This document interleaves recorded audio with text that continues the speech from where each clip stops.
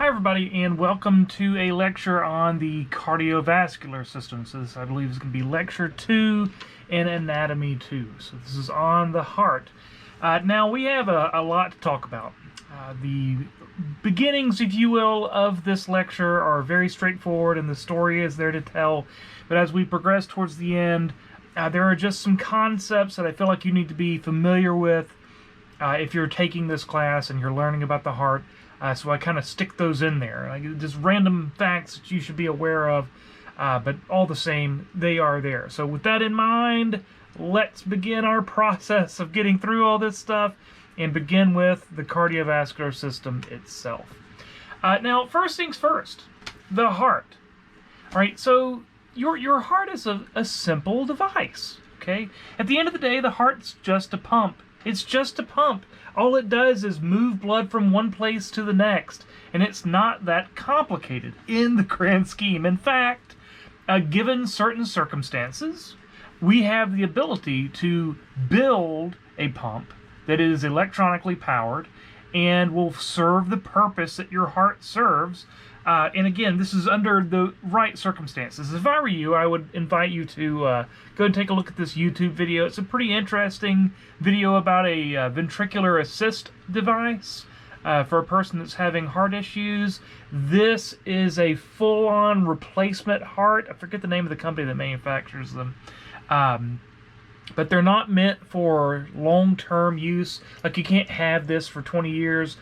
This is basically for someone who is on the way out to get their affairs in order, if you will. But it can be done sometimes for a year or more. You can have this full replacement heart that is electronically controlled, and it works. In fact, our former vice president is running a partial electronic heart setup, in essence.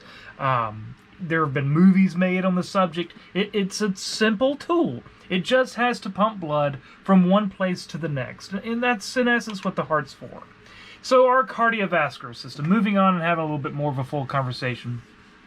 This is going to include your heart and your blood vessels. The goal of the cardiovascular system is to transport materials through the blood. If the heart pumps it, the blood's carrying it, and the goal of this cardiovascular system is to move things around. So what are we moving around? Well, we're moving around nutrients, absolutely true. We're going to be picking up nutrients in the intestines and carrying those nutrients around to any cells that need them. We're going to be picking up oxygen in the lungs and carrying that oxygen around the body to any cells that need that oxygen.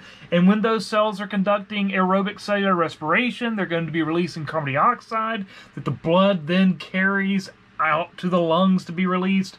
And we'll pick up waste products from our metabolism, those waste products to be carried to your kidneys in particular, to be dumped off as nitrogenous waste. So our blood carries materials.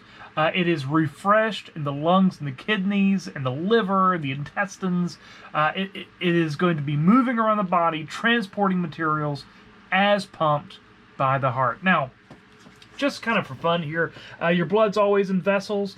There are organisms out there that have what's called an open circulatory system. It's almost like the oil lubrication system for your car's engine. In your car's engine, oil is pumped to the top, and it just sort of trickles down over all the parts inside and keeps them lubricated. Some insects, as an example, have a circulatory system, which is similar to this, but you have a closed circulatory system. Your blood is always in vessels, and it's going to be moved around as pumped by the heart. Now, a little bit of a nuance, but worthy of consideration, and we're going to be talking about this more as we progress, but every minute, your whole blood volume is completely circulated. So the blood in your heart at this moment will be back to your heart within 60 seconds. So your heart pumps a lot of blood quickly, all right? General functions of the cardiovascular system, not like any of this is a surprise after the conversation we just had, but to generate blood pressure. So the idea of the heart is it squeezes to pressurize blood, forcing it to move, all right, transporting blood, generating pressure. Exchanging nutrients and waste at the capillaries. These are the smallest of your blood vessels, and when we do blood vessels on the next lecture, you will see that. Bear with me, it's just part and parcel with cardiovascular. And further, a goal of the cardiovascular system is to regulate where blood goes. Okay, we do this through a whole variety of means, but two important terms that are worthy of our consideration are vasoconstriction and vasodilation.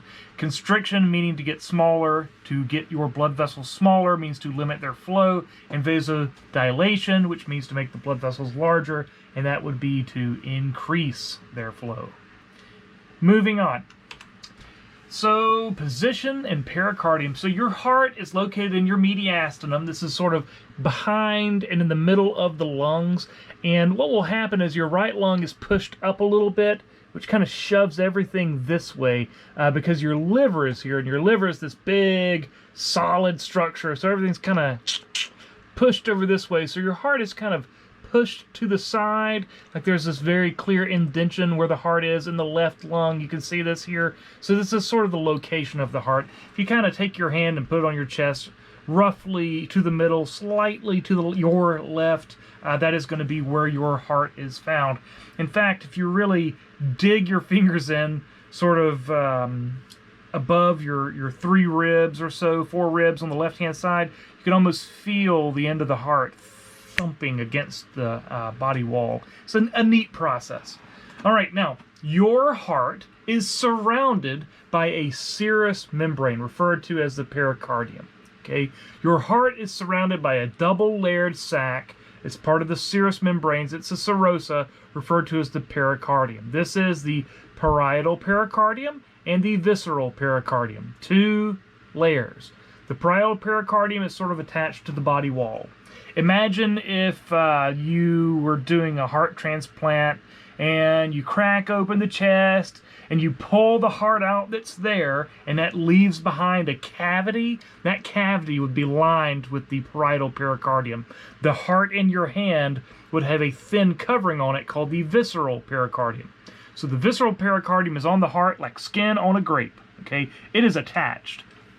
Whereas the parietal pericardium is sort of attached to the body wall around the heart. Now what this does is the visceral pericardium on the heart and the parietal pericardium on the body wall around the heart, what this does is it basically forms a small cavity. Okay, it's referred to as a pericardial cavity. And that pericardial cavity will be filled with a small amount of serous fluid. Okay, what this does, it allows the heart to kind of move around in your chest. It allows the heart to beat and do what it does without building up friction, which is good. Okay, your heart's constantly beating and beating and beating. So you want to prevent friction from taking place. Now, there are times where this can happen, and oftentimes this gets lumped into a concept called pericarditis. Okay, anything that's an itis is an inflammation, and pericarditis is an inflammation of the pericardium. So the pericardium will get inflamed, and when this happens, sometimes there's not enough fluid, and you get friction. And when you're doing auscultation, if you will, when you're listening to the heart, you can hear the pumping of the blood, but there's almost like a rubbing sound. A friction rub is what it's called, a rubbing sound in the background. This is early onset pericarditis. So an inflammation, again, of the pericardium. And this can get real bad. This can result in, as these pericardia become inflamed, they start releasing copious quantities of fluid, and that fluid can build up in the pericardial space, and as it builds up, it puts pressure on the heart, so the heart can't fill correctly with blood, so it can't pump blood efficiently. And I mean, it just gets real bad real fast. And in those situations, what they actually will do is they will come in with a needle, go into the pericardial space, and draw off some of that fluid, all right, to try to ease the pressure and allow the pericardium to heal, if you will. But pericarditis, an inflammation of the pericardium, not a fun experience, I'm told. All right, the heart wall. Now, the heart wall itself has 3 layers. The first one here should be pretty familiar to you at this stage. This is the epicardium. Now, this is not rocket science. Epicardium, myocardium, endocardium. 3 layers. Epi means outside. Myo, think middle. Endocardium on the inside. The epicardium is part and parcel. It's the same thing as the visceral pericardium. So this visceral pericardium that we've been talking about attached to the heart itself, All right, there it is, visceral pericardium. That is the epicardium. Just another term set, it's what we call it. Now, the epicardium is indeed a serous membrane. It's going to be involved in that reduced friction ideal, if you will, but this is a fibrous connective tissue, and it will carry blood vessels up to the heart surface. This is sort of the layer that the blood vessels go through, if you will. All right. Now, myocardium. Anything myo is muscle. Okay, this is the middle layer, and it's made out of cardiac muscle cells. Remember, there's cardiac muscle, there is skeletal muscle, and there's smooth muscle. The heart's made out of cardiac muscle. This myocardium, which is the middle portion, this is going to be made out of this cardiac muscle. And it's kind of neat the way that it's set up. The cardiac muscle is in layers, and it sort of spirals around the heart. And basically what will happen is when all this muscle contracts, it's like a ringing, a twisting motion, if you will.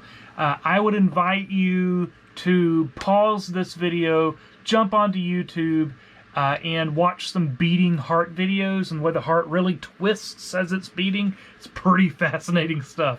And that's all about the direction these muscle fibers run in the myocardium of the heart. Pretty neat stuff. And then last but not least, here is the endocardium. The endocardium is part and parcel with the endothelium of the blood vessels. This is an endothelial lining, the endocardium, seen here as a light color. Okay, endocardium. And this is a very thin layer, and in essence what it's there for is it's a super slick surface. So you got to imagine all of this force pumping blood at high speed all through this area. You want to have a low friction lining on the surface of the heart. I mean, in the end of the day, all that fluid blasting its way through there could build friction, but by having a very smooth endocardial lining, you prevent that friction from being there. Or at least you decrease it greatly. So it's a very smooth endothelial lining. Again, a lining, the same thing that you find in your blood vessels. Ultra smooth, ultra smooth. All right, the pulmonary and systemic circuit. So we can really break down where blood goes in the body into two major divisions. Your circulatory system is easily broken down into two major divisions. These are the pulmonary circuit, as seen here, and the systemic circuit, as mentioned here. This is very simple stuff. The pulmonary circuit, pulmonary means lungs. The pulmonary circuit pumps blood to the lungs, and that's run by the right side of the heart. Right, the right side of the heart pumps blood to the lungs. That's what it does. Pulmonary circuit. Whereas the left side of the heart pumps blood via the systemic circuit. Okay. Now, what this will do is, if the pulmonary circuit is pumping blood to the lungs, the systemic circuit is pumping blood everywhere else. The whole rest of the body is fed via the systemic circuit. And what that means is that the left side of the heart does way more work.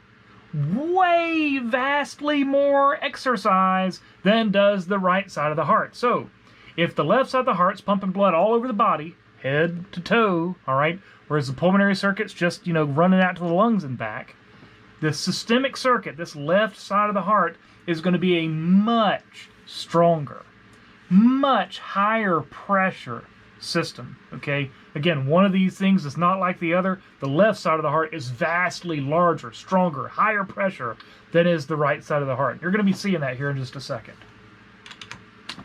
All right, the anatomy of the heart. What a beautiful structure, man. I love this stuff. You just have no idea. So, the nature of the heart is that you have 4 chambers. There are 2 atria on top. You can kind of see these here. And then 2 ventricles down below. This is going to be divided into the atria and ventricles, and divided into the left and right hand sides. Now, dividing the ventricles and dividing the atria, you will find septums. Like here, you can find what's called the interventricular septum. And let's see what else we want to say here. Oh, we got to talk valves. And to prevent backflow and movement of blood within the heart, we certainly have some valves. These are called the semilunar valves and the atrioventricular valves. And we're going to be talking all about those as we progress. Okay, all about those as we progress. But we have our atria, okay, atria. We have our ventricles. Between the atria and ventricles, you find atrioventricular valves, and then between the ventricles and the major arteries, like here we have the pulmonary artery, here we have the aorta that's going to go out to the body. In between these, the ventricles and these major vessels, we have these semilunar valves.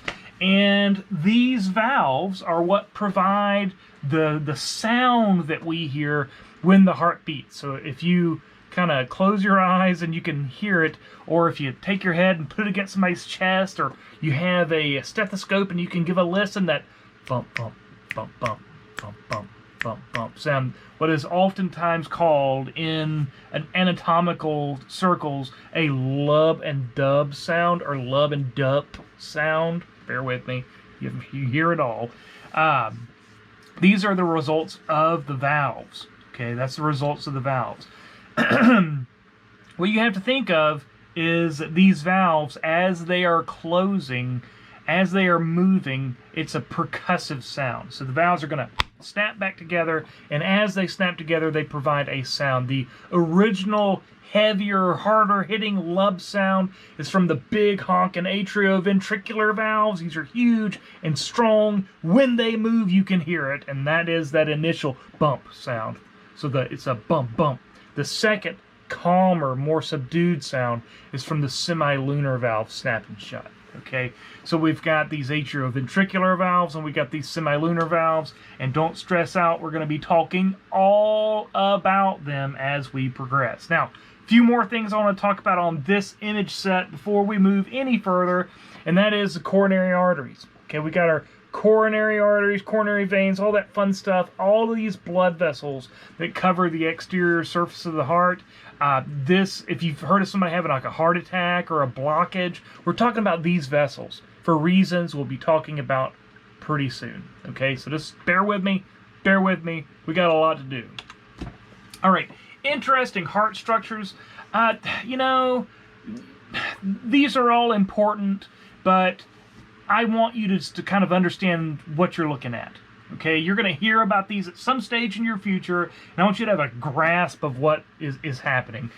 So in the atria, when you cut an atria open and you peel it up, what you see is a weird stripy appearance, and it's supposed to look something like a comb, like a pick almost. Okay, it's called pectinate muscle. So you find pectinate muscle in the atria that has this unique striped appearance. It's just the appearance that the atria take on as they do what they do.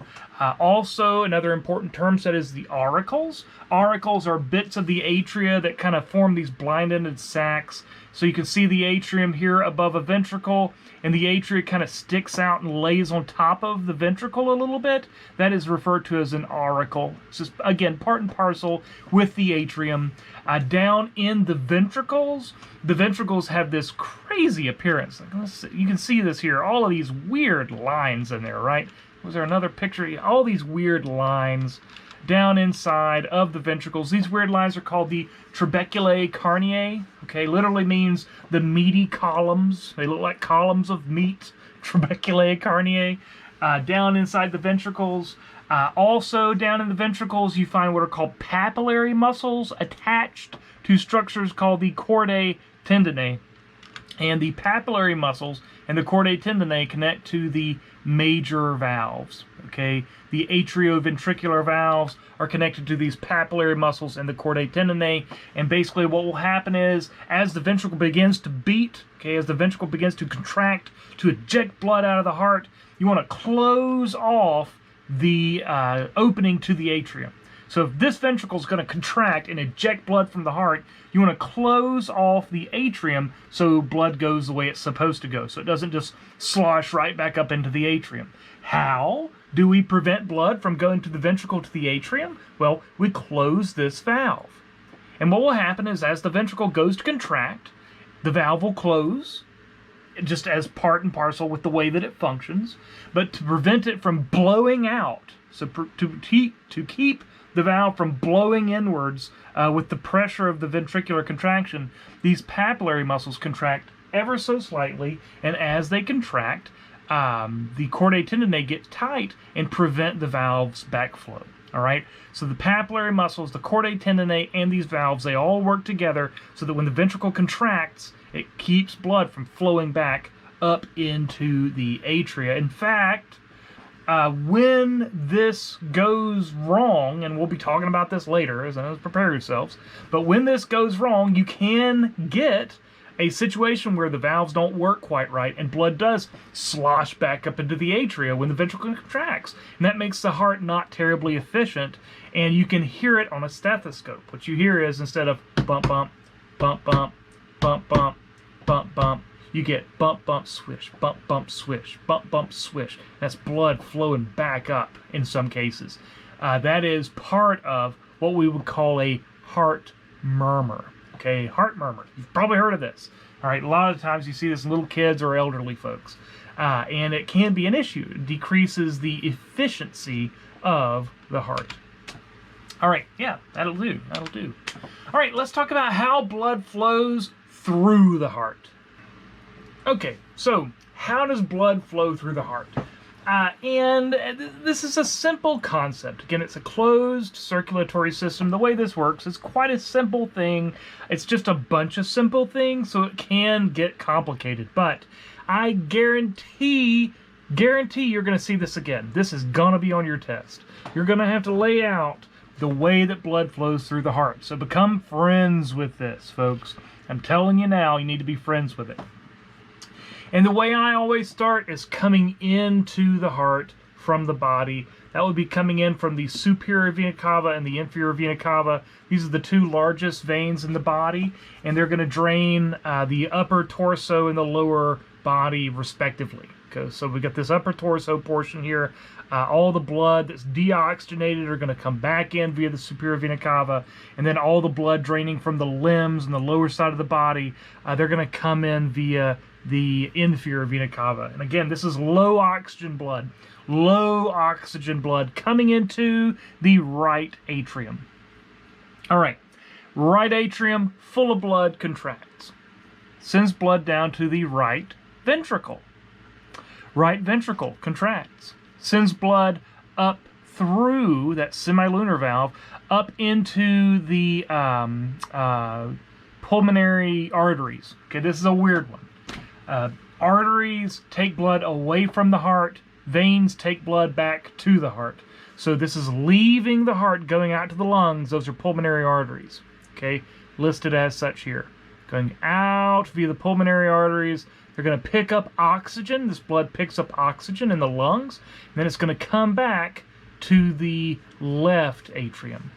Okay, left atrium now has oxygenated blood, demonstrated here as red. Okay. That atrium will contract, send blood into the left ventricle, all right? Left ventricle contracts, sends blood up through that semilunar valve, and then out to the systemic circuit. So the right side of the heart, it's so hard focusing on my rights and lefts. You got to think about this as an anatomical position, folks. It's this person's right and left, okay? The right side of the heart pumps blood to the pulmonary circuit. The left side of the heart pumps blood to the systemic circuit. So, one more time, just for a point of reference. In via the superior and inferior vena cavas to the right atrium. Right atrium contracts, sends blood through what's called the tricuspid valve. You're going to hear about this in a little while.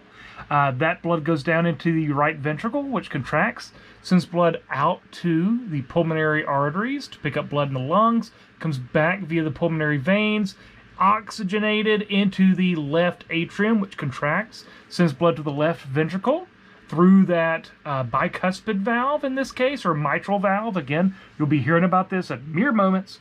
Contracts, left ventricle sends blood out to the systemic circuit where the oxygen does its job, and then that deoxygenated blood comes back into the right atrium.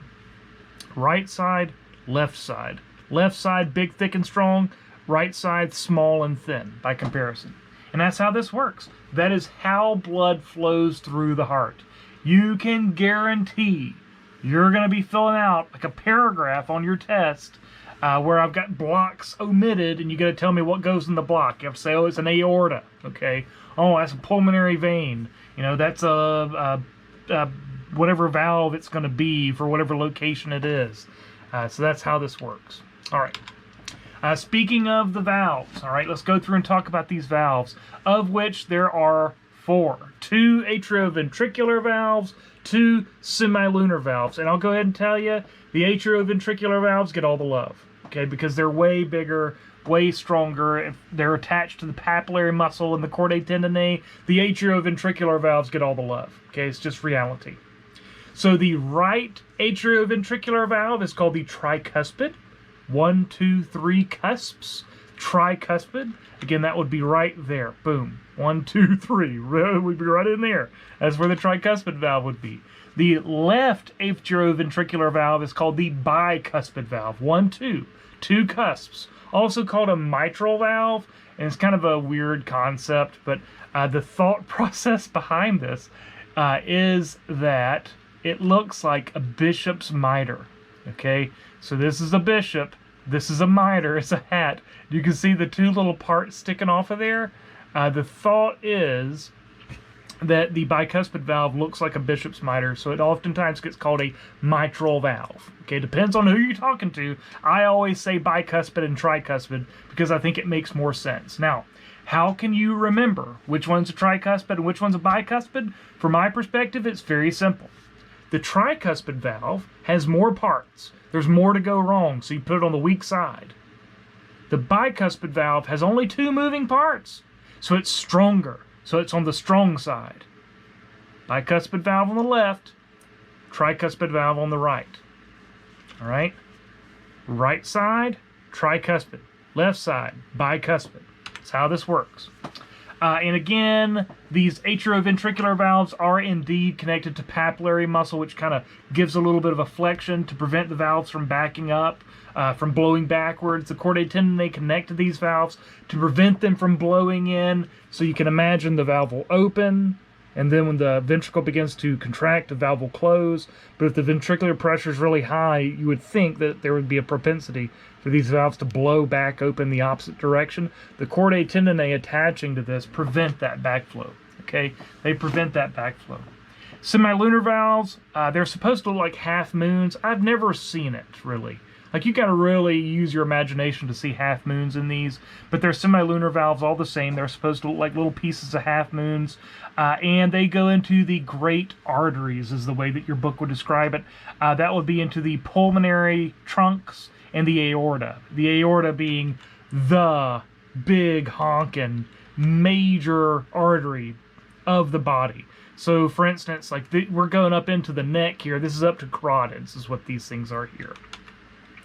But importantly, when referencing the aorta and the semilunar valves in this location, and I'm going to talk about this probably on like the next slide, but you can see these 2 tiny little openings that stick up right outside of the pulmonary semilunar valve.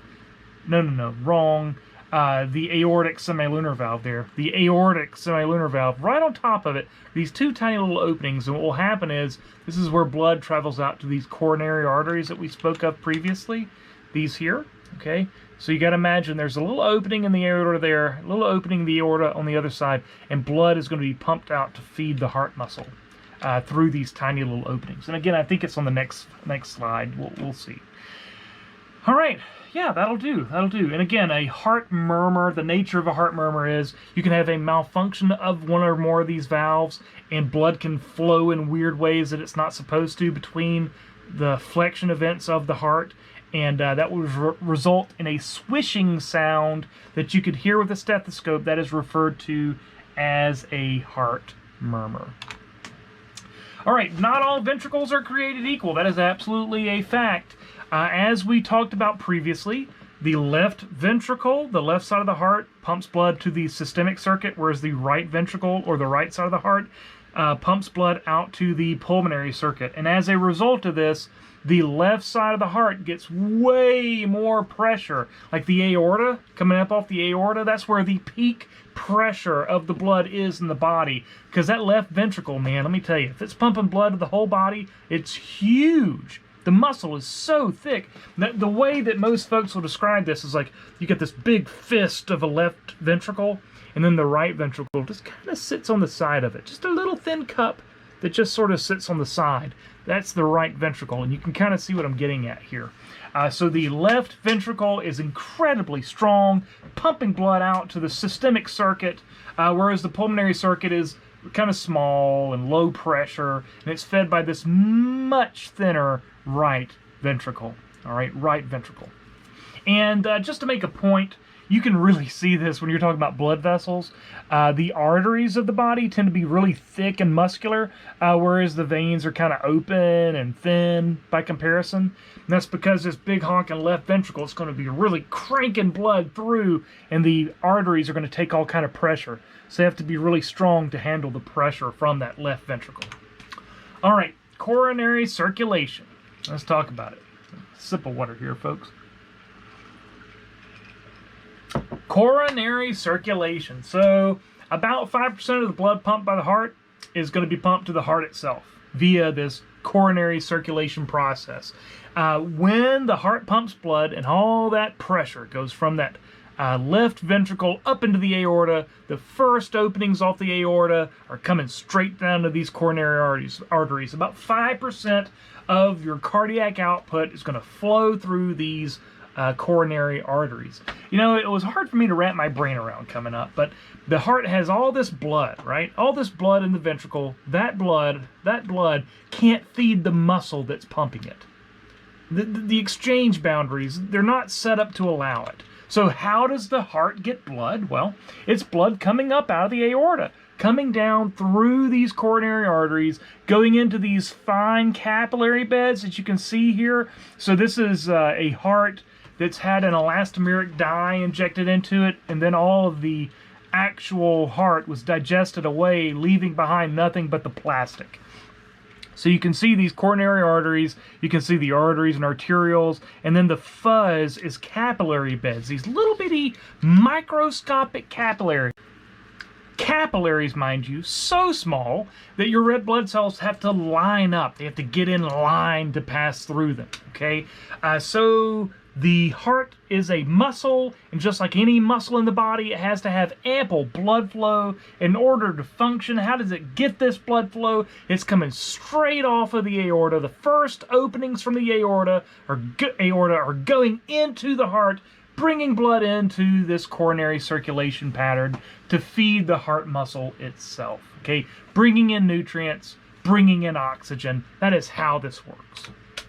Now, there can be problems, okay? There can be problems associated with this. All of this high-pressure blood flowing through the heart can end up with some issues. Now, boy, there's a whole host of things to talk about here, man. Just a lot of conversation we could have. I've tried to break it down into the most simplistic parts, so let's go through and talk about it. First things first. If somebody's having heart issues, where do they feel the pain? They grab their chest or their arm, right? This is oftentimes called angina pectoris, okay? This is pain in the chest. Chest pain from a partial obstruction of coronary blood flow. What this does is it causes an area of the heart to be low in oxygen, as you can see here. And when we have these low oxic situations, the body feels it as pain, okay? It hurts. And what can happen here is you can have an area where there's a buildup of sterols, and if a blood clot forms in this, it's coronary thrombosis, blood clot forms up in the blood vessel here, you can end up with blockages. Okay, and a blockage in one of these coronary arteries is very bad. So how do we treat this? Okay, very simple. The first thing that we often try to do is a stent, okay, an angioplasty and a stent. What happens is we go in with a little bit of a piece of mesh wire and a balloon, and we find the area of the blockage. We go in through the leg, basically. Never mind, it's a long story. But we fish up through the blood vessels this tool, and it will balloon out and leave a piece of wire mesh to hold the area of the blockage open. Okay, this is referred to as having a stent or getting stents. Okay. This is how we can help deal with these flow issues. Another way that we do this is by having open heart surgery and what are called bypasses. So if you've ever heard of somebody having a bypass, what they'll do is they'll plumb in a small piece of blood vessel from, for instance, here the aorta, down past an area of a blockage. So you can plumb in past the blockage and get blood flow to the heart wherever it needs to be. That's bypass surgery. So stents and bypasses. Now, when you have blockages, as described here, this coronary thrombosis, sometimes when this is bad, you end up having a heart attack. And heart attacks are called myocardial infarctions. Okay, myocardial infarction, that's a heart attack. An interruption of blood supply to the heart from a blood clot or a fatty deposit, that'd be a sterol, that can cause damage to the heart muscle. Now, important point to be made. The heart does not do well in low oxygen environments. Man, the heart can use anything as a fuel. I'm going to show you that here in just a second. But it must have oxygen. Okay, it must have oxygen. It doesn't do well outside of aerobic cellular respiration. So it has to have oxygen in order to function well. Okay. Now, what else do I want to say? How can we increase the risk of these problems? Well, high blood pressure, obviously, high blood cholesterol. When there's a lot of pressure and a lot of cholesterol, you end up with higher risk of these sterol deposits. And really, there's a lot more to talk about here, but good enough. Diabetes can certainly lead to this. Sessile activity, very little physical activity, and being overweight certainly increase both of these and can contribute to heart issues. And smoking, most certainly. Smoking can lead to increased risk of these issues. You know, like we have months set apart for various ailments that humans see, and we all kind of, you know, wear certain color ribbons at certain times, but the reality is that heart disease is the killer. Man, heart disease is the real killer of people.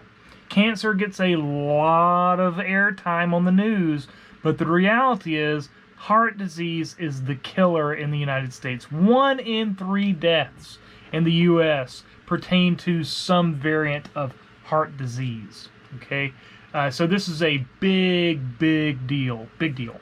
All right.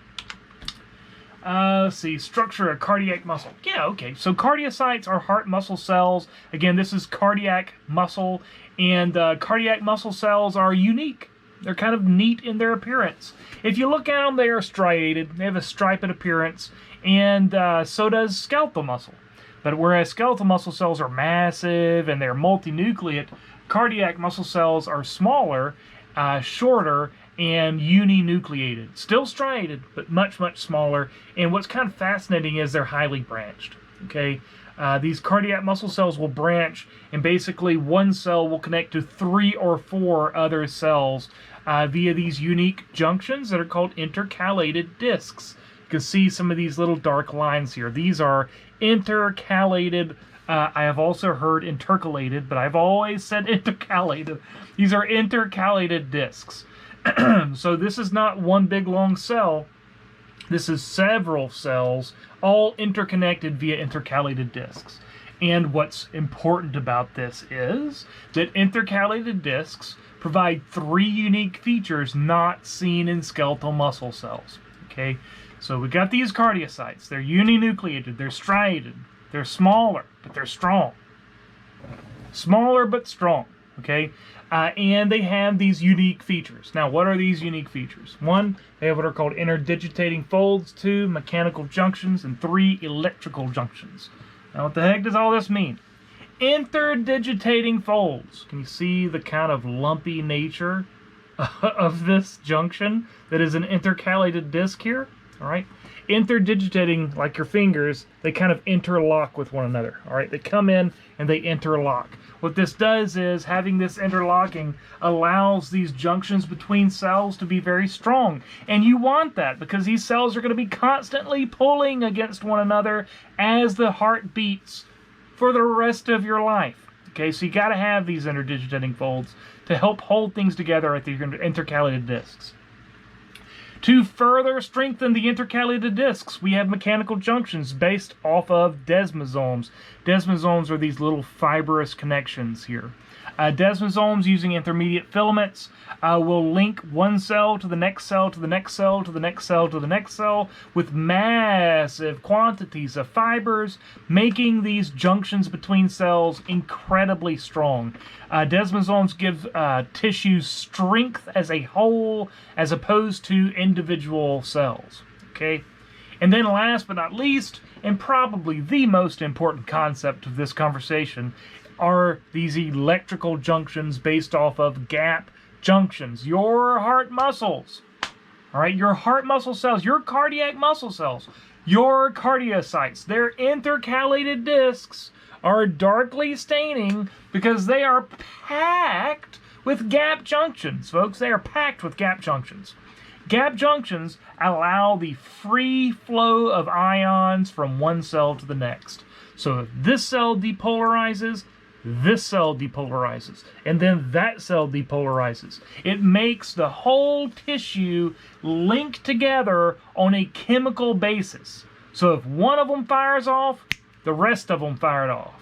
Because remember, these are branching cells. They are interconnected to one another. So if one goes, the whole heart's going to go. And that's just how this works, all right? These are very important concepts. You can see the desmosomes and these gap junctions all over the place here. Very important. All right, a little bit on metabolism of cardiac muscle. All right, so cardiac muscle cells depend almost entirely on aerobic cellular respiration. So they make massive quantities of ATP via aerobic cellular respiration, which means they require oxygen. And these cells do not do well without oxygen. Important point to be made. Now, this is cardiac muscle. You can see the cells in these strips coming, or let me rephrase, this is in a cell, and we're looking at groupings of actin and myosin, okay? Cardiac muscle cells, just like skeletal muscle, actin and myosin. The variation here in this big honking single cell, again, like if we could take this and blow it up, it would look like this. Like there it is. There is a chunk, and it would be like this little part right there, one cell. Inside of this, all of these green spots, those are mitochondria.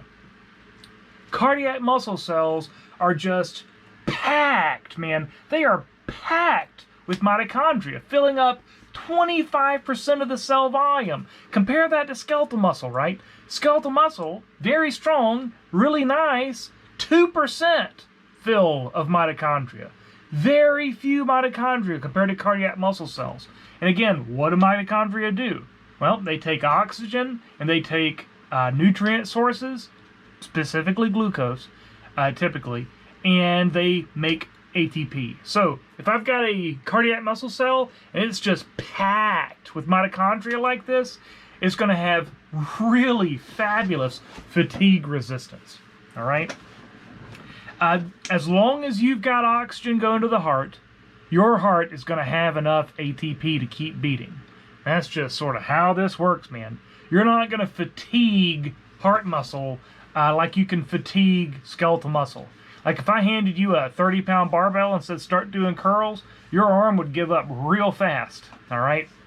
Whereas your heart muscle is constantly beating, but it doesn't fatigue because of all these mitochondria cranking out ATP like it's going out of style, all right? And a point to be made here is that the heart is very adaptable in terms of the fuel it likes to use.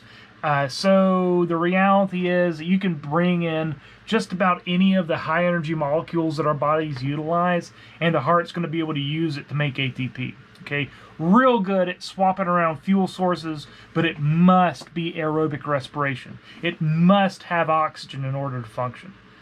All right, I think that'll do. That'll do. Let's go here. All right, cardiac conduction. So this is going to be a coordinated set of conductions that lead to your heartbeat. This is all going to be triggered by internal pacemaking cells. These are going to involve what's called nerve-like conduction. It ain't nerves, though, folks. This is not nerve-based. It's nerve-like. Whereas I can think flex hand and my hand flexes, there are bands of tissue in the heart, like that seen in yellow here, that act like nerves, but they're just specialized cardiocytes. They're just heart cells, man. They're cardiac muscle cells at the end of the day, and they're going to allow for the movement of electrical signals through the heart. This is the cardiac conduction system. It ain't the nervous system.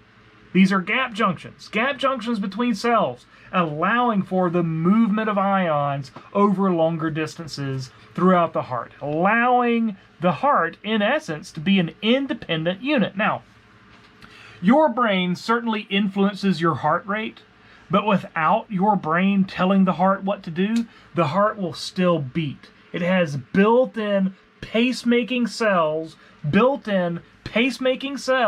that will allow that heart to beat independently of brain influence.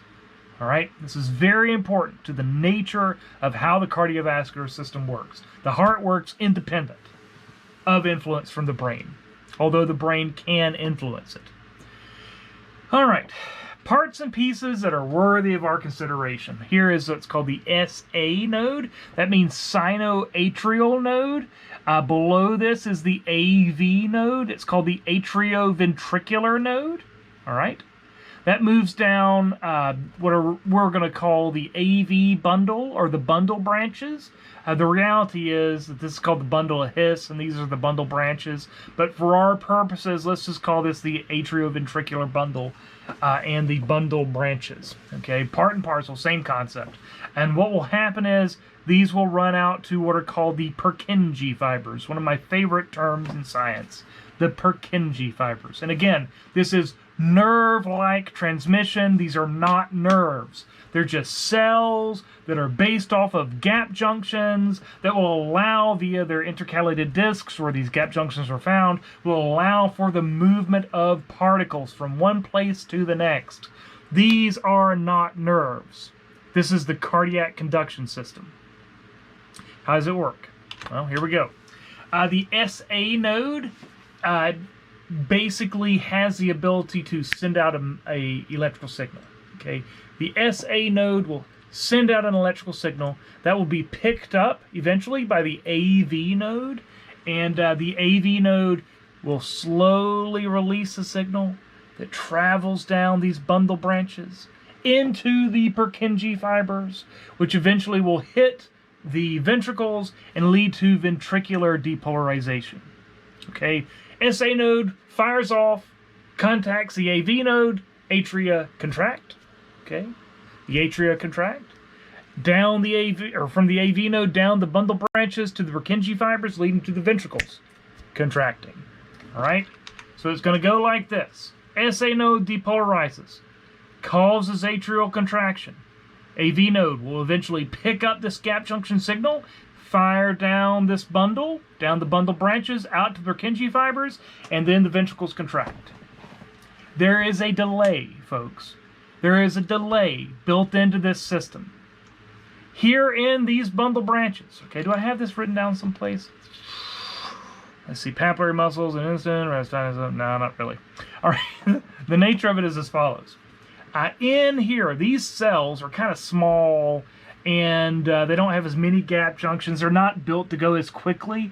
So what will happen is when the SA node fires, the atria go boom, and they fire. This hits the AV node, eventually sending a slow message down to the bundle branches, and then bam, Purkinje fibers, ventricles fire. What you end up with, and what this does, the nuance, the rub to this, folks, is you get atria, then ventricles. Atria, then ventricles. Atria, then ventricles. The atria fire first. This gives time for the valves to close, then the ventricles fire. Atria first, then ventricles. And again, that little gap also gives time for the papillary muscles to give their minor contraction, tighten up the chordae tendineae, and allow for the valves to prevent backflow. And that's how this works, folks. That's how it works. All right, moving on, folks. So what we end up with is a situation like this. How does the heartbeat occur? You can see the SA node fire. The atria will go immediately. Simultaneously, the atria go. That will eventually hit the atrioventricular node. And as this happens, So sinoatrial node to atrioventricular node, there's a little gap. You can see it sort of not going as quickly through here down this bundle, if you will. Bundle of His is what it is, but regardless, it's going to hit these bundle branches, fly out to the Purkinje fibers, and lead to ventricular contraction. Atria, ventricles, right? Atria, ventricles, atria, ventricles. That's the goal here. And again, this cardiac cycle is going to run about 75 times a minute, and during that time, your whole blood volume is going to be cycled. Now, at this stage, it's worthy to just mention your blood pressure. And your blood pressure is probably somewhere in the neighborhood of 120 over 70, or if you're me, a little higher. We got 3 kids. This is how this goes. So what's going to happen here is this number, 120 over 70. This is a reference to the pressure in your arterial networks, okay? The first number there, 120, is considered a systolic pressure, and 70 there, again up here at the top, 70, is going to be considered a diastolic pressure. So systole is the pressure during ventricular contraction, whereas diastole is the latent pressure during ventricular relaxation. Okay, so the way you need to think about systolic pressure and diastolic pressure is systolic pressure is the maximum pressure generated by the ventricles in the arterial network. Okay, the highest the pressure gets when the heart beats, that's the systolic pressure. Diastolic pressure is the latent leftover pressure between heartbeats. So imagine you squeeze real hard and the pressure goes up to 120 milligrams of mercury. Milliliters of mercury. Measure of pressure, if you will, okay? It goes up to a certain amount. Between heartbeats, that pressure will fall. And it's going to fall and fall and fall until the next ventricular contraction is going to push it back up. Then it's going to fall and fall and fall. Pressure's dropping. Ventricular contraction pushes it back up. The max pressure, okay, systole, that's 120. The diastolic pressure is the latent leftover pressure when the ventricles are relaxed. And if I'm being honest, it's the diastolic pressure that's the scary one, okay? Because if the pressure stays high in your arterial network, even between compression cycles, if you will, if the pressure stays high, this leads to your blood vessels being worn out much faster over time and leads to issues. That's why blood pressure is so tightly monitored, okay? You've got to keep the blood pressure in a normal range or else you end up with problems later in life.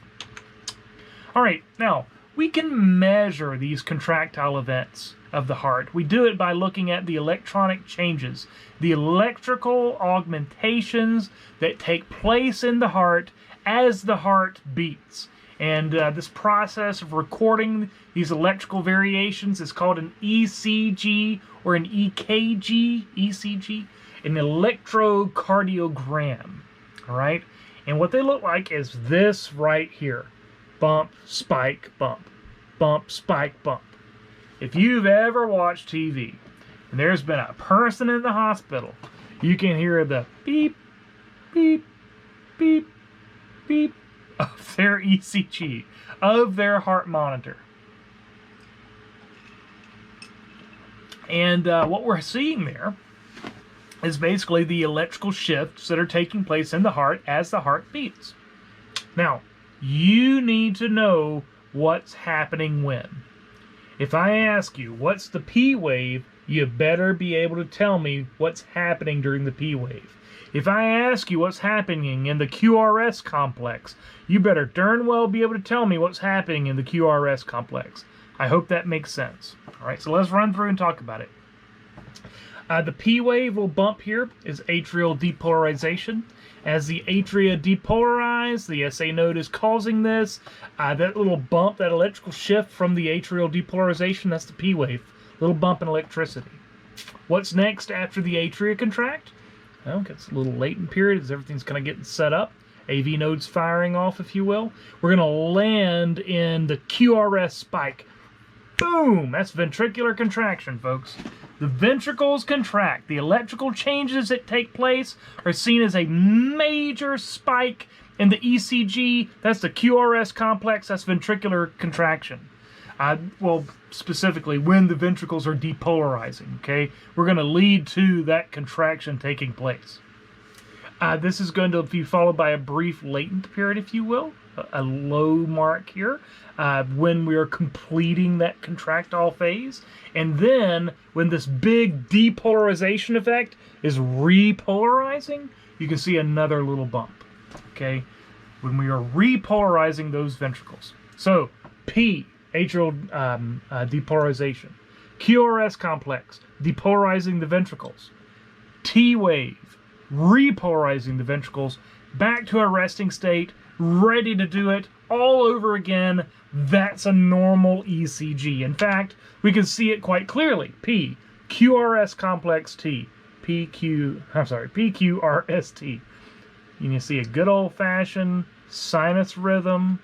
That's what this is. Good old-fashioned bump, bump, bump, 3 parts, QRS complex spike, good and clean, perfect ECG. That's what you expect. As with everything in life, there can be problems. Sometimes the SA node ceases function for one reason or another. Maybe there's been damage to the muscle there. There can be a whole host of problems. And you can see that on an ECG. You don't see the bump from the SA node because the AV node's kind of running the show. Okay, so you just get a QRS complex and a repolarization wave. Again, this is when the SA node isn't working, but the AV node sort of takes over its function, and then far worse than this is fibrillation. You can think of this as follows. What you want to see is atria ventricles, atria ventricles, atria ventricles, atria ventricles. Fibrillation is a situation where the heart is just quivering all over. Instead of being well synchronized atria ventricles, you end up with the heart muscle just all over the place, man. It's just quivering. It's just shaking. All the heart muscle, they're not coordinated. They're just contracting at random. So the heart, in essence, is trying to beat so fast that it stops beating at all. This is referred to as fibrillation. So how do we stop fibrillation? Well, we use a tool called a defibrillator. And this is Dark Ages 70s style defibrillation. These days, did I see another picture that I put on here at some stage? Well, it's probably in here someplace. We have very small little pads that are used for defibrillation. What we do with defibrillation is we send a shock through the heart. So imagine all this heart muscles just a quiver. If we can give it a good a good zap, it will all contract, go into latent, and then restart. Atria ventricles, atria ventricles, atria ventricles. All right, we hit the reset button. That's what defibrillation or a defibrillator. That's what a defibrillator does. It's like hitting the reset button on the heart. Yeah. All right. Now, what can cause this? Man, a whole host of things. Problems with the conduction pathways here can cause it. If you've had a heart attack, it can cause damage to the muscle that can cause this. Various electrolyte and hormone imbalances. If you've got too much thyroxine, if your blood's got too much calcium or potassium in it. There's a whole host of things that can lead to various problems in the ECG, and pretty easy to diagnose from my perspective. Now, one term in particular that you should be friends with is the concept of an ectopic focus. This is the abnormal pacemaker. Think about if you had a heart attack. You had a heart attack, there's been an area of the heart muscle that's become damaged. You can't heal heart muscle. When it becomes damaged, it just becomes scar tissue, but maybe it hadn't been damaged so bad that that's happened. Maybe the cells are just damaged, so what do? Well, they leak. They leak ions. And what will happen is, as they leak these ions out over time, they will cause a depolarization effect. And when they depolarize these ectopic focuses, when they depolarize, they cause the whole heart to depolarize. So you're supposed to have the SA node and the AV node and the bundle branches and the Purkinje fibers all sort of controlling contraction. But if you got damaged heart muscle and it's causing contractile waves that'll run backwards through the heart, it's going to play all kinds of hell with your ECG. And by comparison, it's going to augment the pumping ability of the heart. The heart's not going to pump blood correctly. So you end up with problems. All right, that's just how this works. You end up with problems. Yeah. Now, we can end up with problems in a whole variety of other ways as well, not just an ectopic focus. We can have premature ventricular contractions. This is can be caused by a whole host of things. Too much caffeine, if you're really stressed out, if you don't sleep enough, you may have noticed situations where basically an area of the heart will contract improperly. This causes the whole heart to contract improperly, and then basically you kind of skip a beat and the heart resets itself. Boy, is that a feeling. Okay, if you've ever felt your heart skip a beat, you know just how important this is. Normally, these are not a warning sign of worse things. This is a pretty natural process, but it does happen. It certainly does happen. All right, good enough. Let's jump down to arrhythmias. So any abnormal cardiac rhythm would be referred to as an arrhythmia. Sometimes these can be very dangerous, and these are referred to as heart blocks. So let's say that we've damaged part of the bundle branches, okay? If the bundle branches are no longer conveying messages from the SA node to the AV node, hitting the bundle branches and stopping, that means that the cardiac muscle in the sides of the heart, the ventricles, that the Purkinje fibers are not getting the message. So what we have to do in this situation, either if it's totally damaged or if it's just marginally functional, we'll implant a pacemaking device, a pacemaker, an electronic pacemaker, to make up for the gaps that are seen here to allow the heart to beat normally. Yeah, that's how that works. All right, extrinsic innervation of the heart. So everything we've talked about up to this stage has been looking at the heart as a standalone unit, but as you well know, it's not always the case. There are certainly times where your brain can augment your heart's rate. Now, your heartbeat, your heart rate, if you will, is modified by the autonomic nervous system. This is broken down into the sympathetic divisions and the parasympathetic divisions, but all controlled by your cardiac center in the medulla oblongata. So we've got the pons here, and then below the pons is this enlarged portion of the spinal cord called the medulla oblongata. And what happens is very simple. The sympathetic division of your autonomic nervous system increases your heart's rate and your heart's contractile force. You know this. You have been scared, you have been worried, you have been exercising vigorously, and you have felt your heart rate go up. Imagine those situations where you're walking around, maybe you've decided to cross the street and some genius just about runs you down. You can imagine your heartbeat speeding up, okay? That's caused by your sympathetic division, this fight or flight reaction that you should be familiar with, okay? And what's kind of neat about this is the sympathetic division of your autonomic nervous system, in terms of its innervation of the heart, we're going to go to the SA node here, we're going to go to the AV node here, we're going to go out to the myocardium itself, and we're going to be going to the coronary arteries. So the sympathetic division goes to all aspects of the heart to really get it ready to be cranking. And it does this from the spinal cord. All right. So the medulla oblongata will send a message down the spinal cord. It's going to go out via peripheral ganglia and hit the heart through the peripheral nervous system. Whereas the parasympathetic division, okay, which will drop your heart's rate. Think about this as resting and digesting. You go and you eat a big meal and you kick back to relax and you feel tired. It's because your heart rate's dropping. Okay, that's parasympathetic division of your autonomic nervous system. And the way that this works, the cardioinhibitory center will inhibit the SA node and the AV node, but it does so, and you should know this, through the vagus nerve. This is a cranial nerve. This is not the spinal cord. This is coming straight off the brain, dropping down through the neck and hitting the heart. The vagus nerve. So your vagus nerve is going to be involved in reducing your heart rate via parasympathetic impulses, if you will. Yeah, I think that'll do. All right, this is just a quick little conversation on baroreceptors. So we have these special stress and strain receptors located all around the body, but primarily what we're talking about here in terms of baroreceptors are going to be in the aortic arch. And what will happen is these baroreceptors will pick up the stretch of the aorta.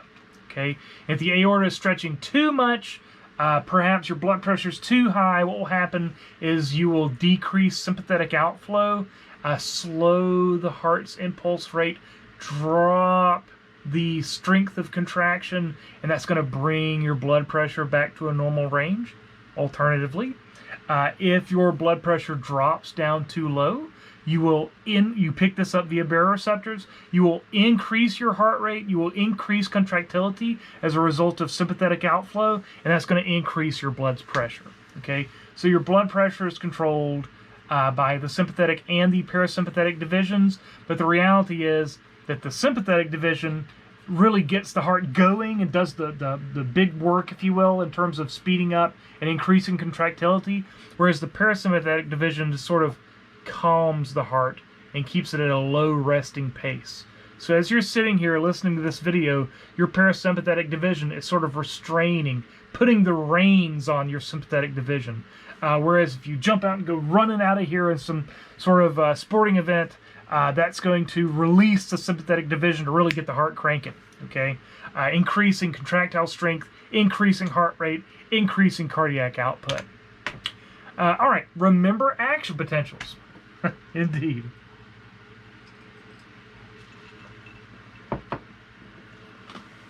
All right, so this is a throwback to my Anatomy 1 class. What you're looking at is an action potential on a nerve cell.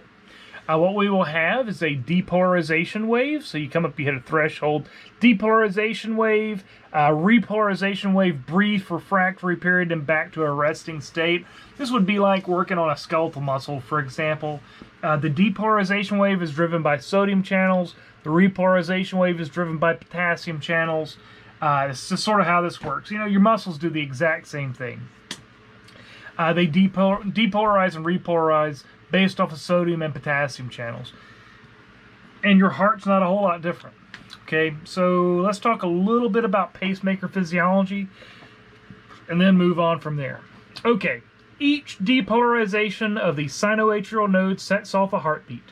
At rest, this happens about every 0.8 seconds, and what results from this is about 75 beats per minute. This is the SA node. This is the pacemaker for your heart. Okay, so how does the SA node work? It's actually a very simple task. I'm going to use this chart. This describes it.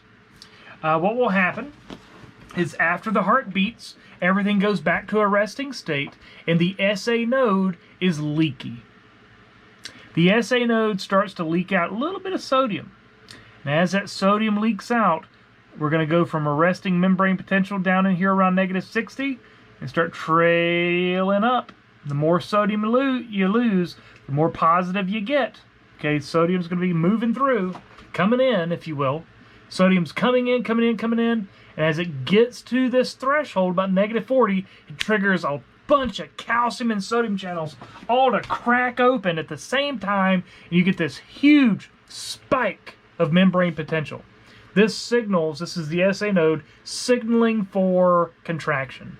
Now, once you've had the spike of the action potential, you got to return it to a resting state. And this is done by potassium outflow. So you're going to crack open potassium channels. Potassium is going to leave the cell, and as potassium leaves the cell, it's going to drop your membrane potential back down to about -60. And then the whole system is going to refresh and start again. Leaky pacemaker. Okay, sodium's coming in slowly, hits a threshold, spike. Calcium channels are opening, spiking this thing, and then potassium channels open. It brings it back down to a resting state. All right. The calcium is very important here, folks. All right, the calcium is very important. If I were you, I would be able to kind of tell me what's happening where on this pacemaker physiology table, or image, I should say. All right, good. And again, this happens every 0.8 seconds, resulting in about 75 beats per minute. And this goes through and describes pretty much exactly what I just said. This is the myocardium and the electrical behavior therein. You can see a weird spike. The myocardium gets these weird spikes and then slowly tails off. This is a result of these sodium channels cracking open, these calcium channels cracking open. The sodium channels cause an immediate spike, and then there's sort of a plateau as a result of the calcium channels being open, and then you're going to return to your refractory period based off of potassium leaving the cell. Okay. Do I want to say anything else about this? Really, this slide, what I want is this down here. Okay. What makes this interesting is that we call them cardiocytes have a really long refractory period. Okay, your cardiac muscle has a really long refractory period. In skeletal muscle, the refractory period is quite short, just a couple milliseconds in most cases, whereas in cardiac muscle it's very long, up to about 250 milliseconds. And what this does is it prevents wave summation and tetanus. Now, if you think back to how skeletal muscle works, in skeletal muscle, in your bicep, you send out a stimulus and you get a spike of tension. If you send out two stimuli in close proximity, the first stimulus builds a certain amount of tension. The second stimulus builds off the first one. That's wave summation. So if I'm sending a bunch of stimuli, they're all building off of one another and getting more and more contracted over time. The heart cannot be allowed to do this. If this happened to the heart would lose pumping capacity. You want the heart to pump and then fully relax, and then pump and fully relax. We don't want it to pump and then relax a little bit and try to pump a little at a time. No, it has to fully relax before it pumps again. This long refractory period prevents wave summation, which in essence allows the heart to pump blood more efficiently. Allows the heart to compress, ejecting most all the blood that's within it, and then slowly relax back to its fully rested state before contracting again. All right, just making the point there. The reason I'm showing you all of this, one, you need to understand this as a concept, but two, know that it's got this long refractory period that prevents the heart from having wave summation. Yeah, that'll do. All right, we're kind of in the nuances now, folks. Heart sounds, listening to heart sounds is a process called auscultation. We do this with a stethoscope. And again, the heart sounds are very simple. Get a lub-dub, bump, bump, bump, bump, bump, bump. The lub sound is from the atrioventricular valves closing, and it's very loud and violent if you're listening to the heart, whereas the dub sound, the second sound is from the semilunar valves closing. It's much more gentle by comparison, so it's bump, bump, bump, bump, bump, bump, bump, bump. Very intense atrioventricular percussive slapping, whereas the secondary sound is a much more calm semilunar valve closing sound. All right, and we can listen to the heart in certain locations and pick up different sounds. All right, and I would never ask you to reproduce this, but at some stage, if you're going into medicine, if you're going to be a nurse or something along those lines, you're going to learn that you can, again, watch a movie. You see this all the time. You listen to different parts of the chest, and the reason they're doing this is to pick up different sounds. Listening for things like heart murmurs. Listening for problems associated with, for instance, like the mitral valve or the tricuspid valve, anything along those lines. We can listen to certain areas of the chest and pick up variations on those valves in particular. All right, good enough. Cardiac output. All right. Boy, let me tell you, you can really go down a rabbit hole when it comes to cardiac output. All right. Cardiac output is the volume of blood pumped by the ventricles in a minute. The volume of blood pumped by the heart in a minute. That's your cardiac output. And as you'd expect, the cardiac output is very simple.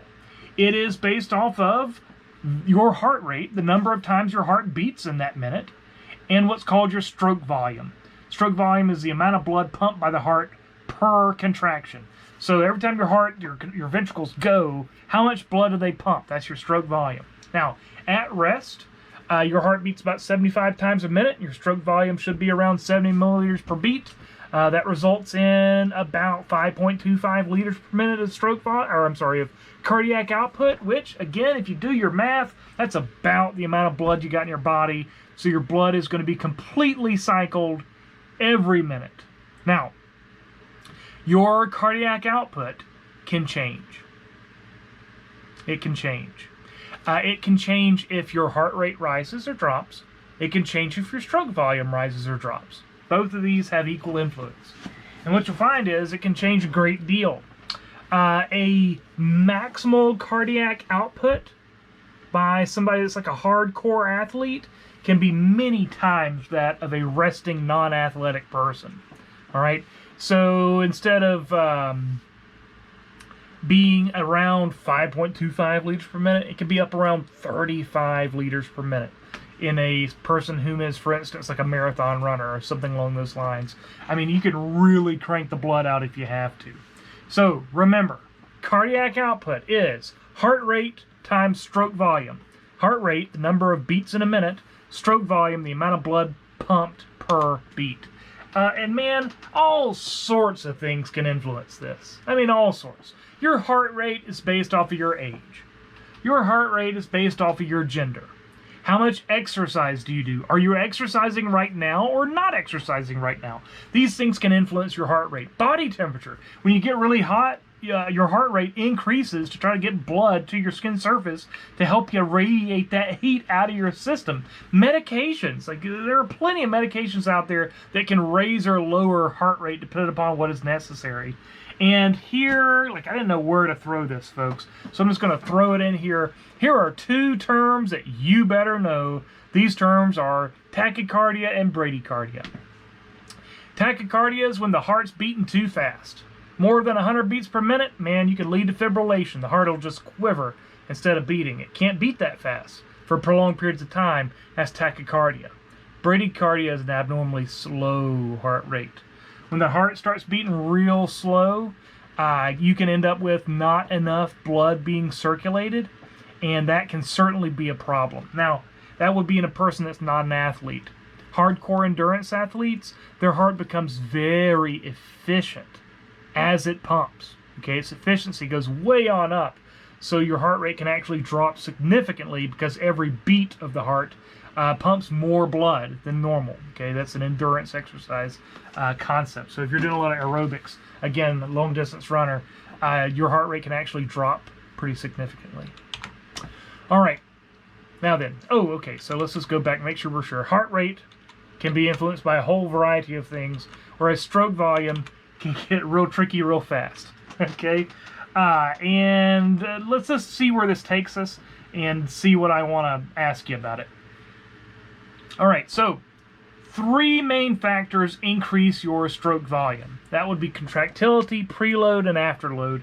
I thought about going into a lot more detail with you, but let's just see what we get out of the 3 main factors that augment stroke volume. Contractility, preload, and afterload. Contractility is basically the strength of contraction. You know, does it contract slowly or is it a really violent contraction that takes place here? So the sympathetic nervous system is primarily in charge here, and as the sympathetic division augments the heart by the release of certain hormones, for instance like epinephrine, other things can do this too, thyroxine, glucagon increases, weird ionic balance variations, you can increase with the heart contracting more strongly. And if the heart contracts more strongly, that's going to pump more blood, that's going to increase your stroke volume, that's going to increase your cardiac output. All right, the other 2 here, preload and afterload.